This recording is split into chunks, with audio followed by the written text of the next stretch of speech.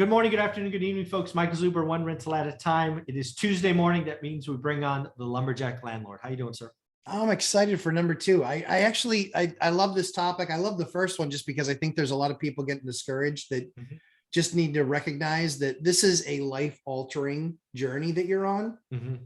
60, 90 days doesn't qualify as let's abandon all hope. Yeah, again, 100 offers in a full year, got 2 counters. So I understand. I kept going. It's okay. Yeah. Yep. But what I want to talk about in topic number 2 is first and foremost, recessions are coming. That's with an S. We will undoubtedly have multiple recessions, business cycles. Some will be short and shallow. Some will be long and deep. I'm sorry. They are just part of the business cycle. They're frankly part of capitalism, right? You've got to burn the bush. So you got to clear the undergrowth sometimes. Yep. This one that's coming could be kind of nasty and long.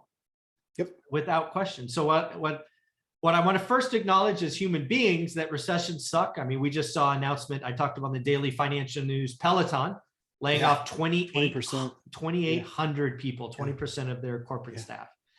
I'm afraid that is not going to be the last layoff announcement this year. So if you're impacted by it, obviously not good.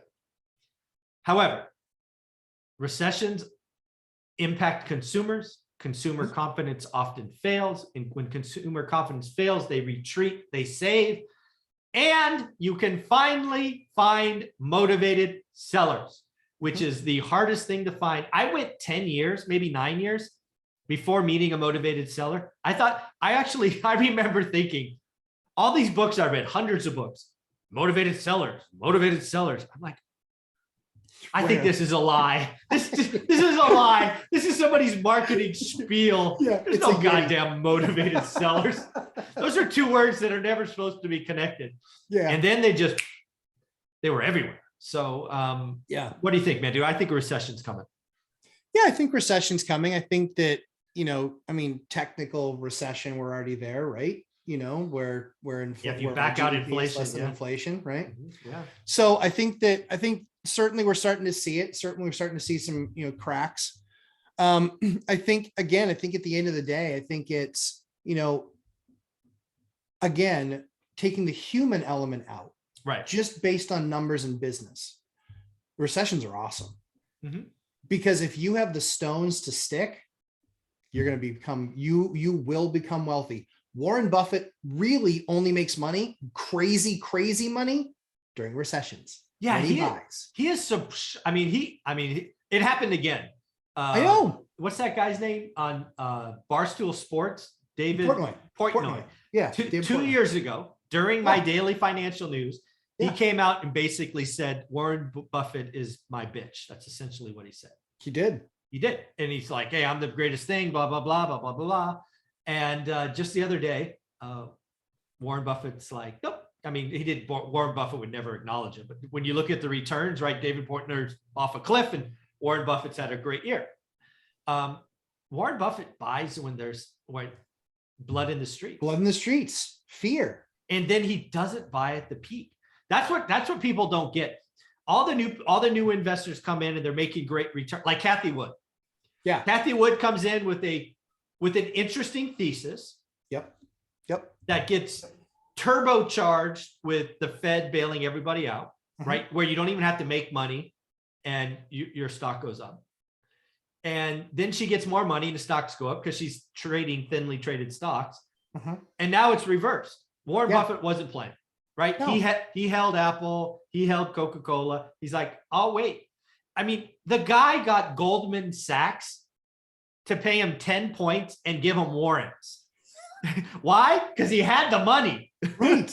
Dry powder. Exactly. Dry powder. And Mike, this is what you and I spent the last, I don't know, year and a half talking about, but also doing. Yes. I have my final 3 appraisals Thursday. Nice. And that then feeds a portfolio loan on 9 deals. That's a refi. And that will be a 7-figure exit on a refi. Nice. And the whole purpose of that was one thing and one thing only: cash. I watched the guys. I am completely a contrarian. Yes. I am watching when all these people are throwing. hey, if it's a great deal, it's a great deal and I'll still do it. I'm not being told, I have no fear of missing out. I have Yep. no FOMO whatsoever. If I'm doing the math on a deal and it's 20 points or greater, I take. I do the deal. It's that Right. simple. Yeah. But I'm not doing deals for the sake of doing deals. Yeah. I'm not. But I've also done all the right things, like these great investors where they're basically just like, yeah, you know, we kind of have a stack of cash. We Yeah. kind of have stacks of high society waiting to be deployed. Yeah. For me, I mean, I again, the beauty of my daily show and our weekly conversations, I tell everybody what I'm doing. Exactly. I think it was 9 months ago, Jamie Dimon came out and said that JP Morgan, who I consider to be the best Wall Street banker. I totally agree with you. Right. Yep. It's my opinion. Yep. He said, we have $500 billion in cash. Yeah. And then he said, yes, I get it. Inflation will eat 5, 6, 7% of it this year. I don't care. Right. Because I'm going to go get a 30 or 40% discount when all this foolishness ends. I'm like, I like this guy. I better get going. Because again, the other thing you and I have done, and we tried to get Dion there, I don't think he did, was you borrow the money when it's easy. You have to. You don't borrow the money when you find the deal later, because the bank's going to tell you no. Or if he doesn't tell you no, he's going to go, it's a lot more expensive and you can't have as much. Correct. Correct. Well, and that's the other thing too, is that, you know, one of the things that I've seen, you know, because I talk to, you know, real estate brokers, bankers, and mortgage brokers every single week. And the trend for all of them has been one word: tightening. Yeah. For all of them. Yeah, Rates going up, LTVs going down, DITI coming down. Even FHA is putting rules around the 3.5% purchase where they'll actually say, nope, you're in this block of people. The lowest we'll do for you is 10%. So that's what you and I experienced back in the last crash. And the funny thing is the tightening didn't go from this to this to this. It went from this to this. I'm so glad you brought that up. It was sudden. It was overnight, and it was everybody. Everybody. Yeah, it's a weird thing. I went from a 6.5% loan option from Countrywide. Jerks. 6.5% loan option with Countrywide to 10.25% in 1 week. Yeah. 1 week, because I hadn't gotten the deal. I hadn't gotten the PNS wrapped up on the deal I was working on. And I just said, guys, if we can't do this deal at 6.5, the deal doesn't make sense at 10.25. Yeah, exactly. I'm out. I was like, what am I, Michael J. Fox? And I just went back to 1983. Like, what the hell? I was like, that's not a number. And so that's got 2 digits on it. What the hell? I was like, no, guys, I think you the digits in the wrong spot. They're like, no, it's the right spot. I was like, 10 what? Yeah. They're like, what do you think you're going to get a 1% mortgage? I said, it's more likely I'm getting a 1% teaser rate. Yeah, exactly. Than I am getting a 10% 30-year fixed rate. That's ridiculous. So I think people really need to understand. I promise you, there's a lot more people with a lot more money on the sidelines that can still get halfway decent debt when things really start to tighten. The people that get squeezed out when things start to tighten are the people that don't have much cash and need the money to leverage. Yeah. And I can tell you, I had 3 HELOCs within 6 weeks of each other in 2008 that were all closed. Within 6 weeks of each other, 3 of them all closed. Yeah. And they're just like, even if I had money left on them, closed. Done. Yeah. What they did is they just took them right to whatever you had out. It's like, okay. Because the bankers know that the highest likelihood of default is going to be on a HELOC, not on a primary mortgage. The highest rate of default is going to be on a HELOC. So smart bankers instantly shut those things down. They instantly do. And in fact, I can tell you, Wall Street is already moving now on those big banks selling off HELOCs because my loan, I have one HELOC that I did a long time ago and it just got sold. Yeah. And I'm like, ooh, interesting. Very interesting. Because now they are de-risking. They're getting rid of HELOCs because they know that there's a higher default rate with HELOCs. That bank is getting rid of HELOCs and they're a big 5. They're a big 5 bank. So I think that they see some of that stuff coming. Now, again, just to be fair, I don't see a crisis coming. I don't see a massive crash coming for housing. No. I think Wall Street's going to get some comeuppance. I think Wall Street's I think it's going to suck a little bit. And I think that we've all proven, and we've seen in the market, that Bitcoin isn't a hedge against inflation either. Yeah. You know, so that really that really largely trades with markets as well. So my personal feeling and what I've done, and I don't give this advice to anybody else. It's just, this is what I've done, is I have levered my assets. I have levered them to 70% loan to value. I made sure that all of them still have double-digit returns. And I'm only taking that capital because I'm going to invest it in more appreciable assets. But for me, I will buy a deal today still if it's a great deal and if it makes sense. And if there isn't a great deal to be bought, then I won't buy one. Yeah, let's just, the other thing I want people to hear is how long are we willing to wait? Yeah. I told everyone that I'm willing to wait 2 years. I will make the interest payments on debt that, you know, some of you wouldn't taken out for up to 2 years. And then if I don't find a deal in 2 years, I'll have a choice, you know, to middle of 2024, maybe June or July of 2024. If I haven't found a deal yet, I might write a check and pay off the debt. Might. But I'm willing to wait. What I want people to hear is I'm Jamie Dimon telling you 9 months ago that I have $500 billion and I'm just going to wait. Me too. I'm nothing close to that. That's not what I'm trying to say, but I'm trying to tell people I'm willing to wait 2 years. Yeah. It's not, real estate doesn't move that fast. Right. I need a recession. I need more layoffs. There needs to be consumer confidence that backs away. People need to move for jobs. Yep.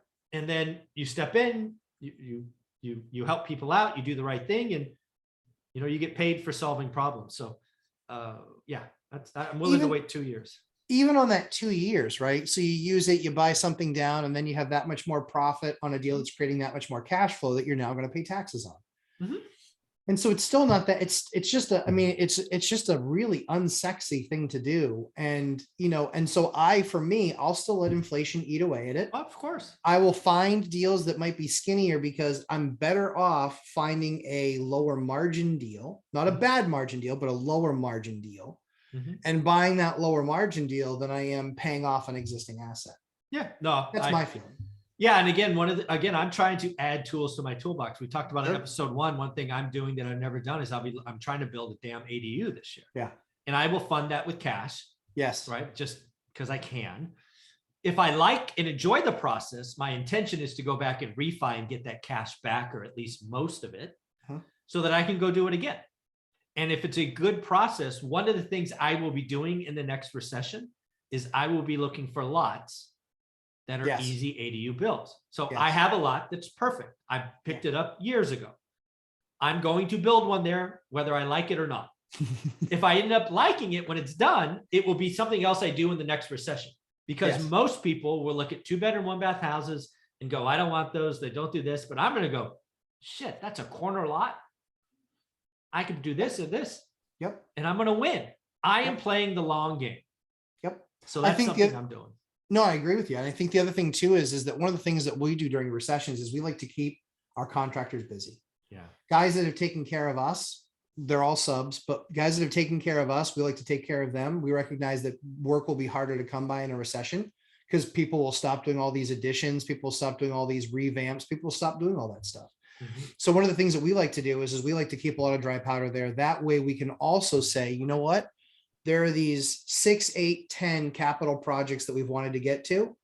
Now's the right time because we can A, keep these guys busy. B, we can get better pricing. C, we can get availability of materials because there's not so many people pulling on materials, right? So when you get to running the business that way, you can say, you know what? There's really nothing good to buy. We really don't see any great opportunity. Now's probably the right time. That roof is in bad shape. Now's the right time to do the roof.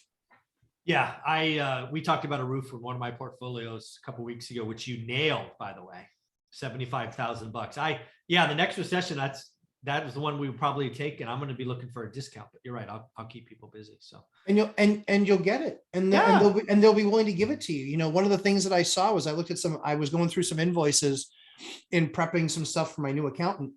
And I was going through some invoices from 2018, and the price of my painters is up 47%. Wow. Yeah. Labor, not material. That's labor. Just labor. Yeah. Labor. No wage growth, Mike. Just FYI. No, exactly. Folks, again, a recession is coming. If you're directly impacted, it's obviously bad situation, Yeah. go get another, job. But recession creates opportunity, dry powder, knowing your numbers, adding different tool sets, adding ADUs, so I can go look for different property that I may not have looked for before. I'm trying. I'm not done. We're gonna have some fun this year. But how can people find you? Lumberjack Landlord on YouTube, and we do a live stream 8 p.m. on Thursday nights, Mr. and Mrs. Lumberjack for couples, and Sunday morning is just me. But at Lumberjack Landlord daily on Instagram. I made the commitment that I will post every single day, and So far, so good. So far, so good. We're sticking there, and I'm Yep. just like, Mike, again, almost 6,000 posts from you. What the hell? Like I think I just hit post 40.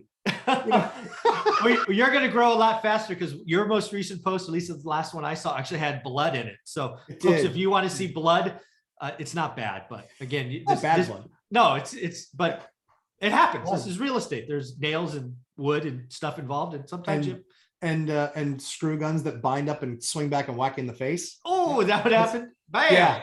Yeah, that was a big 1-inch SDS drill that was going in, and it literally, guy's hand slipped off it. It bit the bit did what called biting. Yeah, the bit bite and smack right in the head and blood all over the place. I'm sorry, I didn't mean to laugh, but no, he was laughing about it, and I was like, yeah, he was smiling. I literally said to him, I go, "Did you do the faucet?" He goes, "No." He goes, "I was doing the faucet next." And I go, "All right, so you're gonna do the faucet?" He goes, "I'll do it tomorrow morning." Yeah, okay. I'm gonna get a stitch or two. Yeah, fair enough. Yeah. All right, buddy. Take care of yourself. Thanks, Mike. Mhm.